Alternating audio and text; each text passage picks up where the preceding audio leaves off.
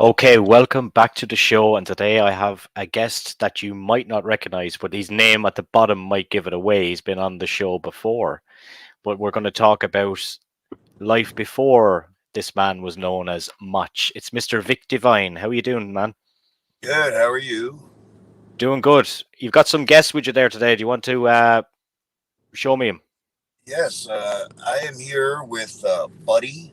This is Macho Dog Buddy Savage here, and we got in the back. Now she's being shy. Hey, Daisy.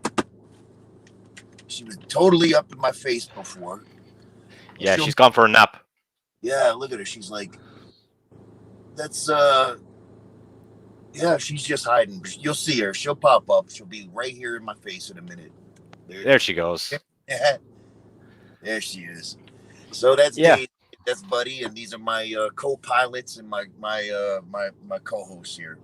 And speaking of co-hosts, we'll touch on it before we continue. You've got a new podcast out there, which is very good, and I'm going to post a link in the description of this video where you have two co-hosts. Do you want to just explain to people the podcast just before we kick into things? Yeah, it's called the Motchcast, and it's on YouTube. We do it through StreamYard. I got my tech guy who basically has done everything on the tech side. All of my social media. His name is Dennis, and I give him props as often as I can, because without him, nobody would know who I am, because I do my thing, but he makes sure that I'm visible. I send him something and it's up on all my social media right away. He created my website. It was his idea to do a podcast and do it. I didn't know anything about StreamYard, and then me and him met a guy named Eric, who he was basically just a huge fan of Macho Man and a huge fan of my Facebook lives and stuff. He was always on there, and we just got to know him, and he's like an encyclopedia of wrestling and Macho Man. So he's a great co-host, because he digs up some great questions, to the guests, that I just recently started to have. I've been fortunate to have met so many people during my time in the wrestling business that it dawned on me, because at first we were just doing this podcast where, just like every wrestling podcast, you got three guys going back and forth talking about what's going on in wrestling and our opinions. Yeah. I was just like, all right, this is stale, man. Even I'm not enjoying this, And then I just started to ask people that I knew personally, or they knew of me or whatever like that. And I just figured, I'll just start asking people if they're interested in jumping on my my podcast. And I was very surprised by how many people were like, yeah, sure, when, Yeah. There's nothing better, I don't think, than freshening it up and talking to guests. Like when I do this podcast, I don't stick to wrestling all the time. I might talk to like horror actors, musicians, whatever. I try to keep it different all the time, and sometimes that doesn't work, because like if you look at my views on YouTube, say like we've got a couple of 100,000 now, but the subscribers are like way down. I think that because the content might be so diverse on my side, that maybe the commitment isn't there. That's what I've found anyway. But I'm just going to keep doing what I'm doing anyway, man. I'm enjoying it, and it's a nice little break, and it's nice to talk to people in different areas anyway. Yeah. Sure. And just just on yourself anyway, with the wrestling stuff. When you were growing up, like, was wrestling a big part of your childhood growing up, and was it something that you envisioned yourself going into, or were you more into the acting kind of side of things? Um, I was obsessed with it the first time that I saw it, and made up my mind at exactly that moment. I mean, I remember it. I got a bad memory, but I remember it as if it was yesterday. It was the first WrestleMania. Um, my dad had a VHS copy of WrestleMania, and I'm not sure exactly how. It was around that time that it was in like '85 or maybe '86, but somehow he had this copy of WrestleMania, and I remember the main event. Number one, I was a Mr. T fan because I love the A Team, right? So now I Yeah, got Mr. T in a match, and I didn't really know I didn't know what it was that I was watching. I just kind of walked by, saw what he was watching, and the thing that captivated me was the crowd, the reaction. It showed the crowd going nuts for Hulk Hogan when he came out, and I saw Hulk Hogan, and I was like, I want to be that guy. Not necessarily. I guess I was a Hulkamaniac at first, yeah, but it was more so like, oh my god, like this guy gets this kind of reaction.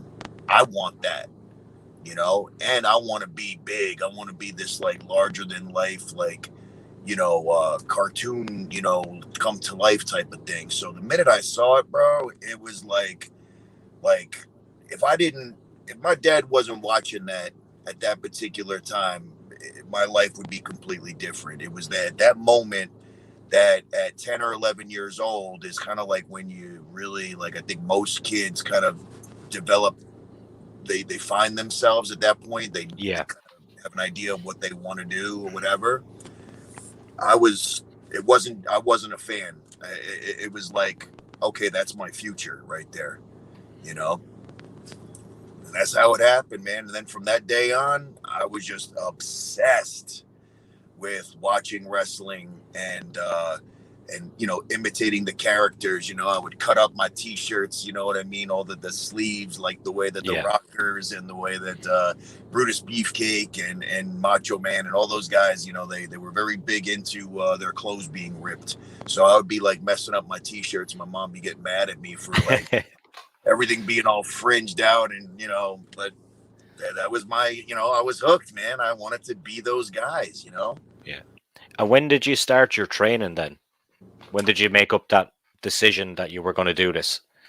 Um, I was about I was about 21 where I started to say, okay, it's time to look like a wrestler. That was my first decision, was that I'm not going to get into this and not look the Be in part. shape. Yeah. Very important to me. And I had a friend that that I emulated. Like he was like my I looked up to him. He was older than I was, and he was like he worked security at this like indoor arcade, you know. And I would always talk to him. I mean, I knew him from when I was like 15, and I'm like, hey, one day I want to get big like you, and whatever. And I just Yeah. always bugging him because he looked like a wrestler. And he's the first guy that I was like talking to that I seen in person that looked, I mean, he was a bodybuilder. Yeah. And then, somehow we kept in touch, like I don't even know how, but at 21 years old, man, it was like I asked him if he could turn me into a monster, man, and he took me on as like I ate with him, I trained with him, I listened to everything that he told me. I was like a student of the game of getting big. You know what I mean? And Yeah. eating was like I would force myself to eat. My mom thought that I had an eating disorder because I was just eating so much and just training so much, where like I would be at the gym puking, and I mean I got obsessed with that. And then I started my training not too long after I kind of built up the body. I got lucky. I really do believe that when you want something bad enough, that kind of like, you know, you manifest it just by, you put it out there and you kind of like put yourself in the right place and you work hard, whatever. And here I was, training, getting big, and I got a job at a gym. And the owner of the gym said to me, like we were just talking when he first hired me, and it was dead in the gym, and he's just talking to me. He's like, so, tell me more about yourself. What do you want to do? Obviously you don't want to work in a gym your whole life, and I was like 21 or 22. And I said, well, actually, I don't tell a whole lot of people this. And it's true. I kept it to myself, only the people that were real close to me. And some of them weren't even my family. I didn't even tell my mom and dad because I didn't want them to criticize it or worry or, whatever. But for some reason, I told him, and I said, I don't tell a lot of people, but I want to be a professional wrestler.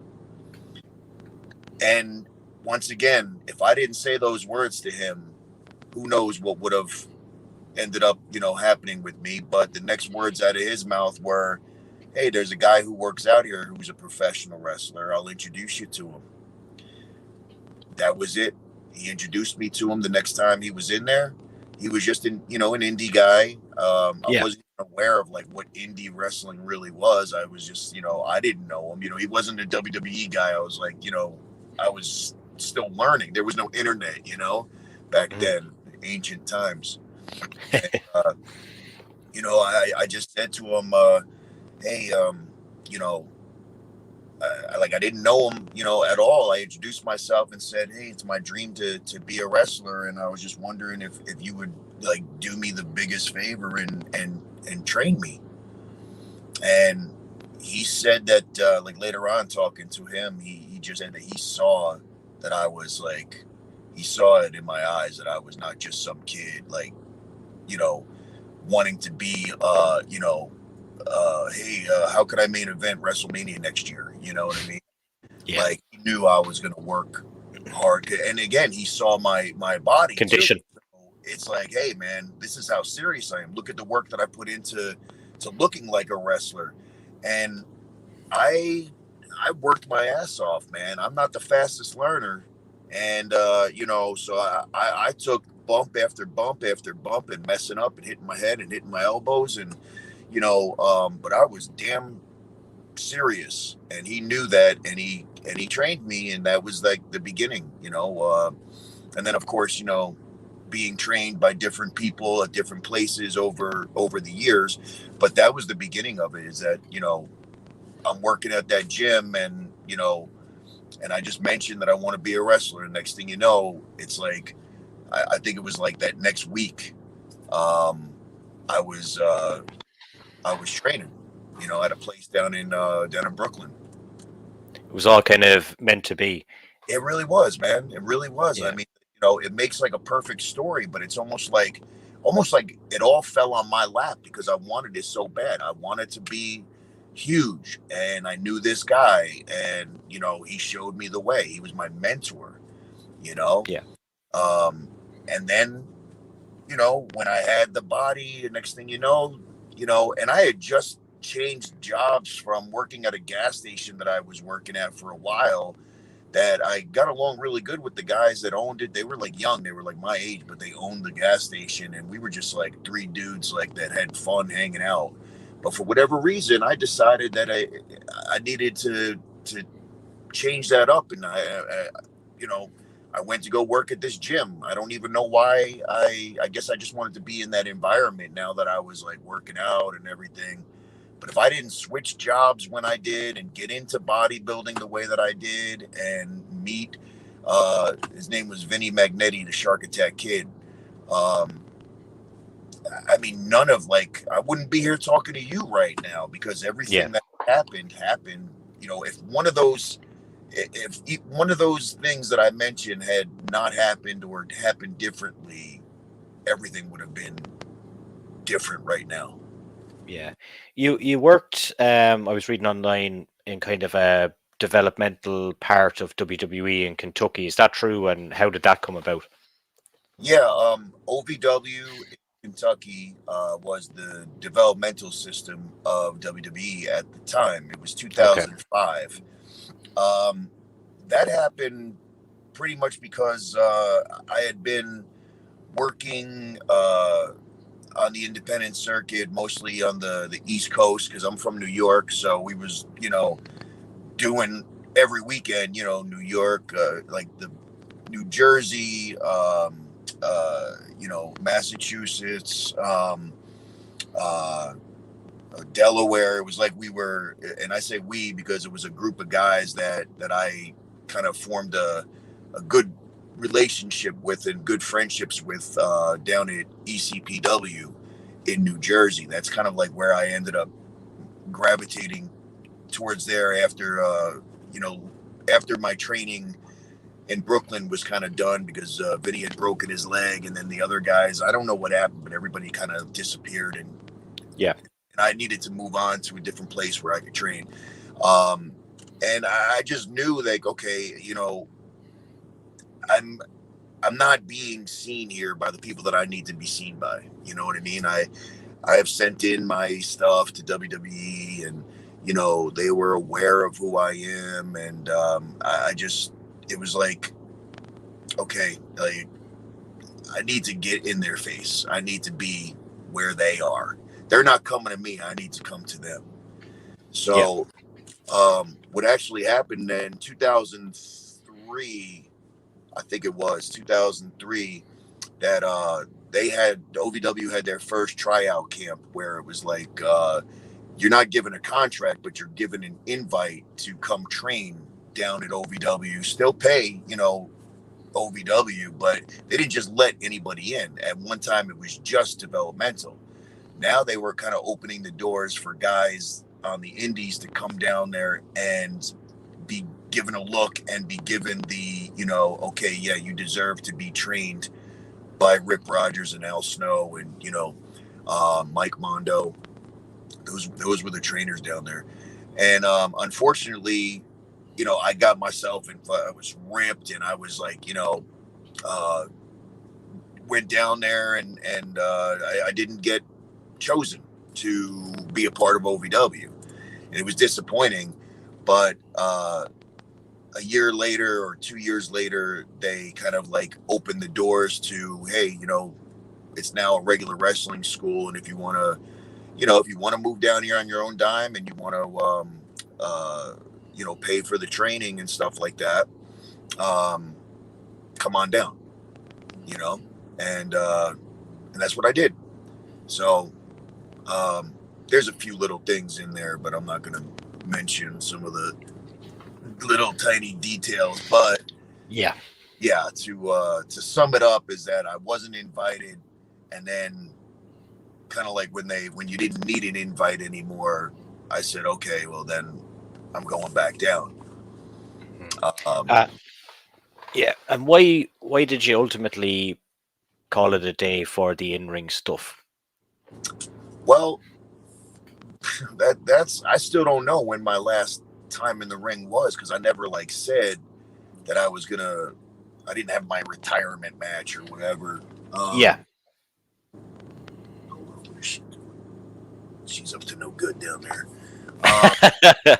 Here, doing on something. I'm gonna find something back there. Oh yeah, there we go. Hold on one second. Yeah, Yeah. busy eating some. All right. Back there. So I was down at OVW from 2005 to 2007. Towards the end in 2007, I thought everything was going great. I was training now in the developmental class, because when I was first told I could come down, I had to kind of start at the bottom. Yeah. And Danny Davis, not the ref, Nightmare Danny Davis was the owner of OVW, and he made the choices, and he, asked me first to, we're going to put you into Rip's class if that's cool with you. I said, yeah. So he taught the intermediate class, and Al taught the advanced class, which was just guys that were under contract, with a few guys that they saw potential in that they would let into that class. Mm-hmm. And he saw something in me and let me, eventually train with the developmental guys. So, I mean, everything was going great. You know what I mean? When the office came down, I was able to be seen. I was able to do promos in front of them. I was able to work in front of them. And I'm like, man, I'm in a position that, I'm on their TV every week. They were letting me do, getting squashed by their developmental guys on TV every week. And I was like, man, this is going exactly the way that it should. And then all of a sudden, all of the guys that weren't under developmental were told that when the office comes down, that we're not allowed to show up when they come. It's only for developmental. They only want to see the guys that they're paying. They only want to see the guys that are under contract. And now I'm like, well, okay, that was one time. That sucks because this is what I moved down here for them to see me, Mm-hmm. And then it happened again where, like the next month or whatever, the office came down and I wasn't able to be there. They told me to stay home, and but it wasn't me. It was like everybody that was not under contract. But I started to get real discouraged and was like, this is bullshit. Like, I moved all the way down to Kentucky, on my own dime, like for the training and for the opportunity to be seen. And now I'm being told that. Sorry. It's all good, man. There's a maintenance guy outside there. I'm just see if I'm sorry, man. I thought by being in the car that they wouldn't. I'm so sorry, man. This will make a fantastic outtake. Don't worry. Yeah, they're trying to steal my spotlight, man. Hold on one second. I'm just gonna pull over where where there's no people. All right, let me just find this spot right here. Here we go. All right, now you guys shut up. So at that point, I didn't know where to go. I was like, well, shit. Now I'm in Kentucky, and I'm pretty much like done with OVW, and I moved down here for OVW, and now here I am, basically, from New York, living in Kentucky without a reason to be there. And I'm like, shit, I don't want to go back to New York. I don't want to take a step backwards. And I figured, like, I got to do something that's moving me forward. And I had a friend that I knew from back home, back in New York, and he was a wrestler, and he actually did come out to OVW for a little while, and we lived together and we trained together. But then I think what happened was his dad got sick or whatever. His dad lived in Vegas, so he left OVW, went to Vegas, and then that was like right at the time that I was kind of like lost and didn't know where I was going. And he said, he was the one that told me, hey, move out here, man. I'll help you get a job, and we'll get a place together. And it just seemed like a good idea. Okay, well, there's something different. I'm not moving backwards. I'm moving forwards. I'm 4 hours. Like, I knew that I wanted to do the acting thing when I was done with wrestling. And here I am now. I'm like, okay, well, Vegas is 4 hours from LA. I'm getting closer. And Vegas being the entertainment capital of the world, you know what I mean? I was like, cool, man, I'll get a job, working in a show or something somehow. I said, all right, man, I'm gonna come down, for a few days and check it out and, see how that environment feels and everything. And next thing you know, I'm driving 28 hours from Kentucky to Las Vegas, and that now Vegas was my new home.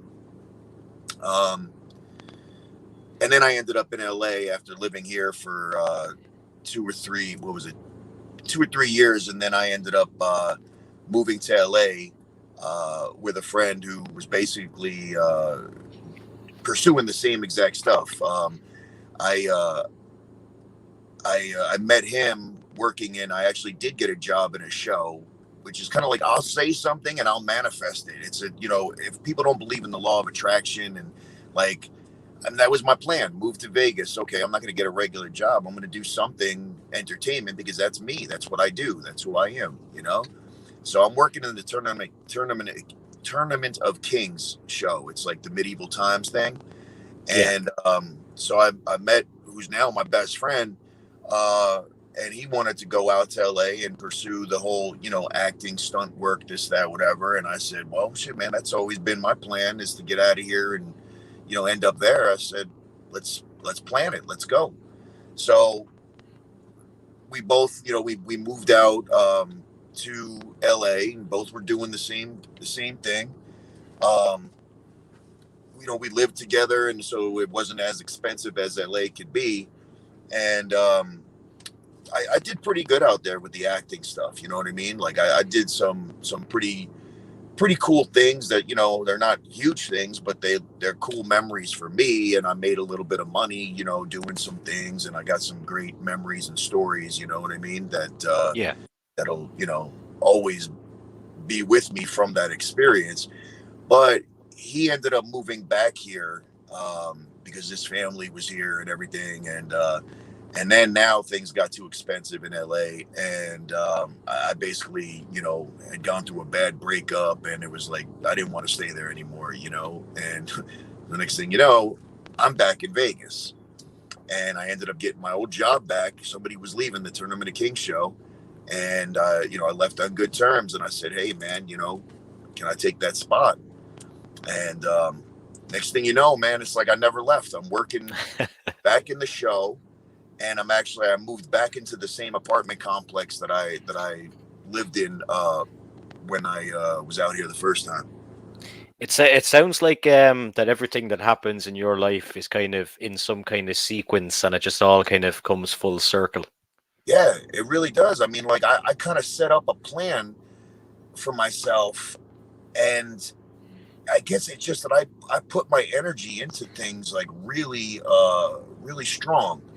And I guess when I want something bad enough and I work towards it and I feel that it's possible, I mean, it really is strange to me that from day one I said I was going to be a wrestler, became a wrestler.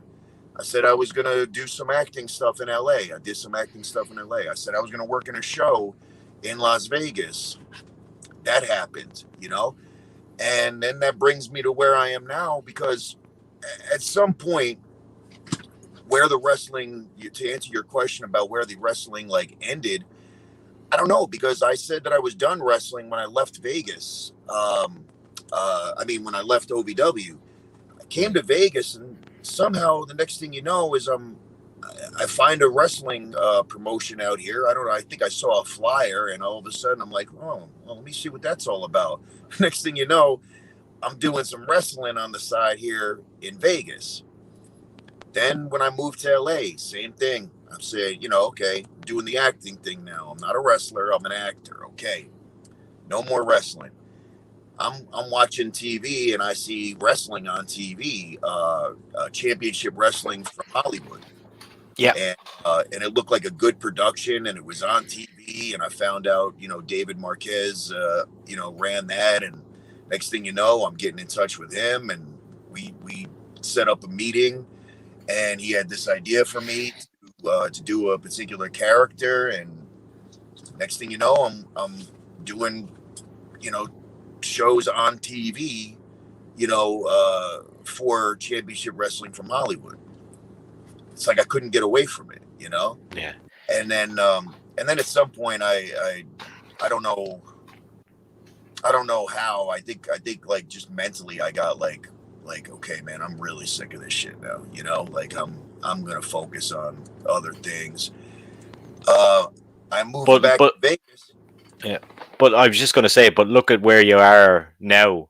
Even though you're not in the ring, you're in an environment, and I'll touch on conventions like that, with guys that you grew up watching, and you're signing autographs with them. How fucking crazy is that? That one I didn't. Well, I I would have never, like, that wasn't part of my plan. Like, I never Yeah, said, oh, after I'm done wrestling and acting, I'm going to become an impersonator. Um, Basically, that, I know I ramble and ramble. I want to give you the full story though.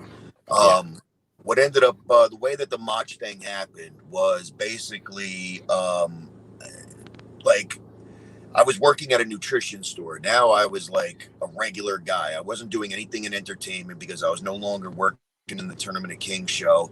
I'd been there for 10 years, the whole, the entire, if you put all the years together, they were kind of doing their, their youth movement, like the new generation. They were bringing guys in and getting rid of some of the older guys. And, you gotcha. know, they got rid of me, and now I'm like, shit, I don't know how to do, regular, like, I can't work in a store. I can't work as a trainer. I can't, like, I didn't want to go back there, but, um, and I felt very stuck and got very depressed and everything. And it was my manager of the store. I was real cool with him, and he knew of, I would do my impressions and stuff like that. I always try to, get a laugh. And, he knew of my Macho Man thing, and he seen me on one Halloween, dressed in full Mach gear. And he was like, holy shit, man, you look just like him.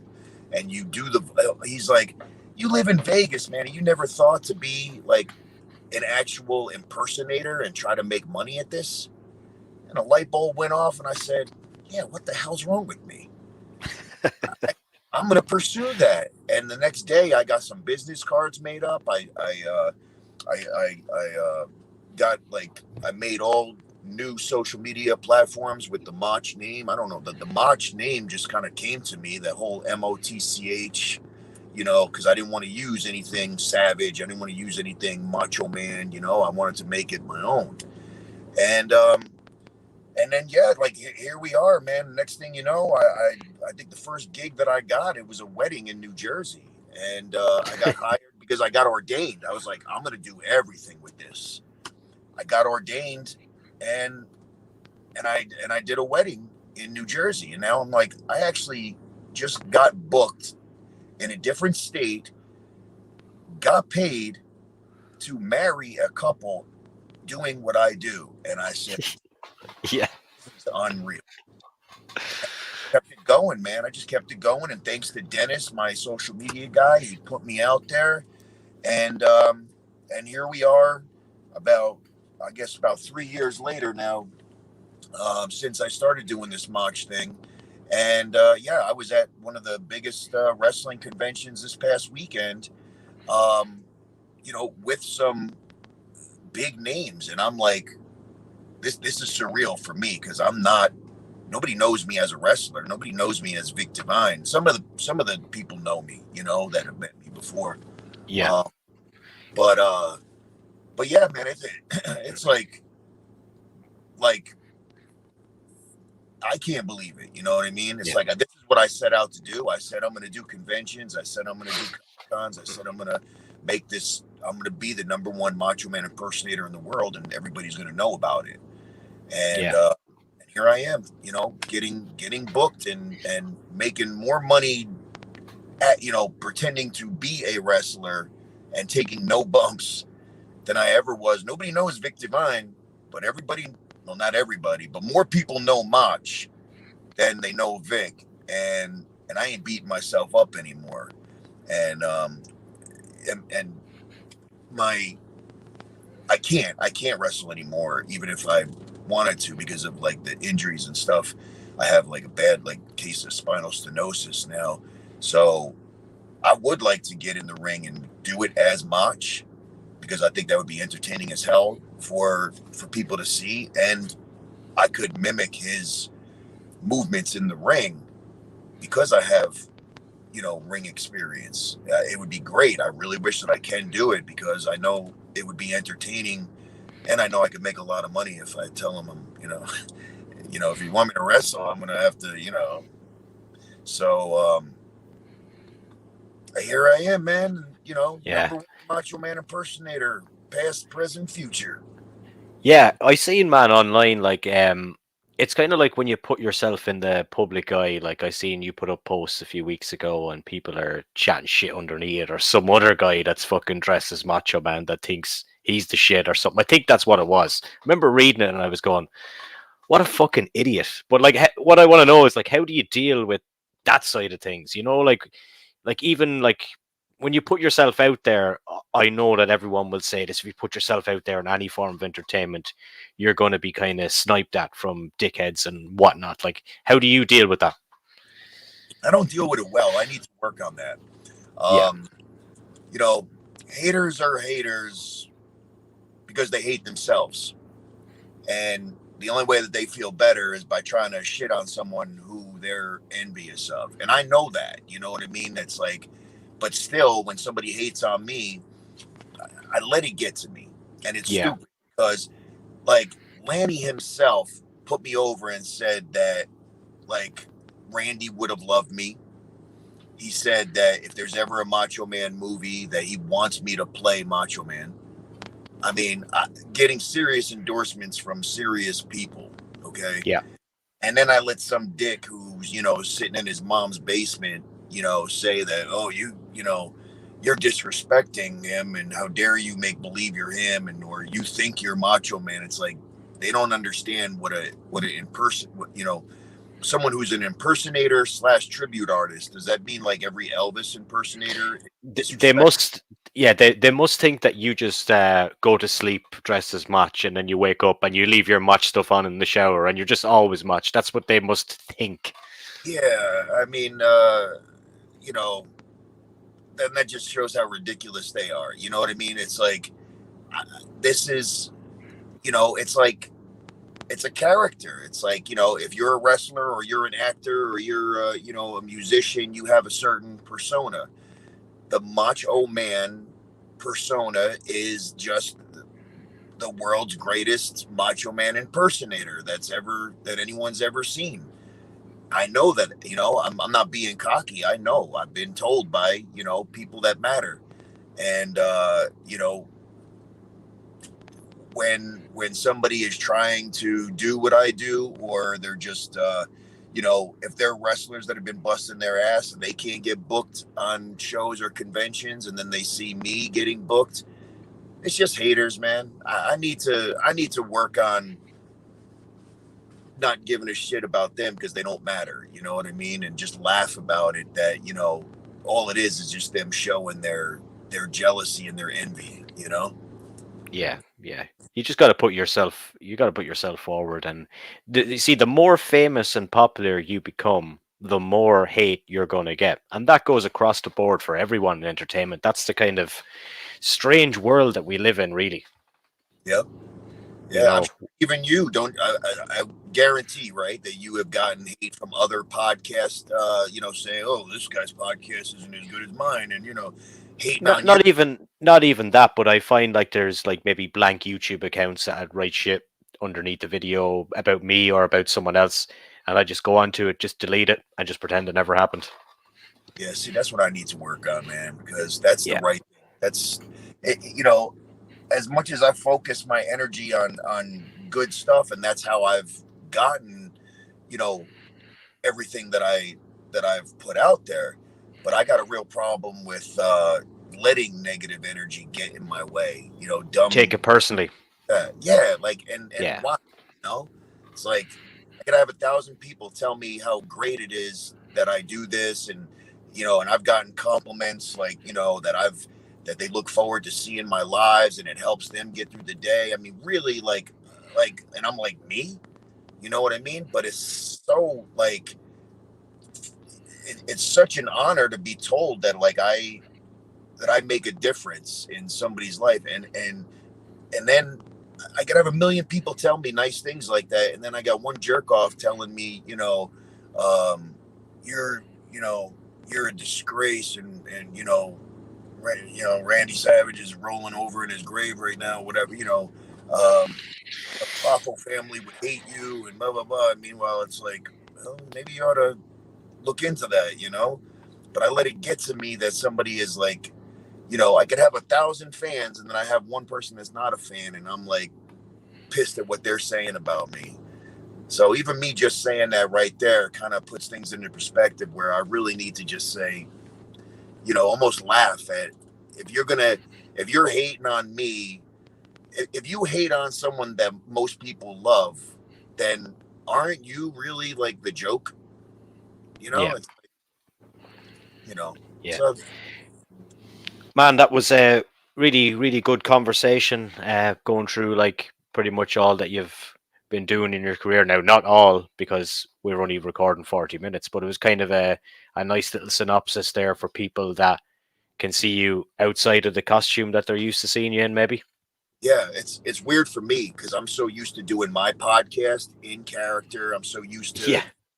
nobody ever wants to interview, you know, me, you know, Vic Divine. I mean, my name is Mark Ward. I'm not even, you know, Vic Yeah. Divine is the wrestling name and That's, the, yeah.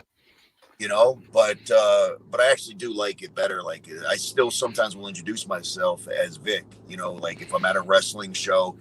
It's weird. Sometimes I'll never really use my real name. I'll say Mach or I'll say Vic. I just don't like my, like when I say my real name, I kind of feel like, well, I'm not I'm not Mark at this, you know, in this area. You know what I mean? Nobody Yeah. can Yeah. see him, you know. So, but I'm always like, for me to talk in my regular voice is, you know, is weird, because even when I'll do like Facebook Live, you know, and basically whenever I'm on camera, I'm not, you know, like dressed as myself and talking like myself. So this is really rare, you know. This is like, some people don't know my real voice or know, you know, how extremely good looking I am without the, you know. So Well, man, I hope you enjoyed it anyway. And what I'm going to do is I'm going to put your podcast link down below and your website, and anything else you want to send my way, I will put it underneath. And thanks a million for your time today, man. thanks, man. I enjoyed it. Yeah. Talk to you soon.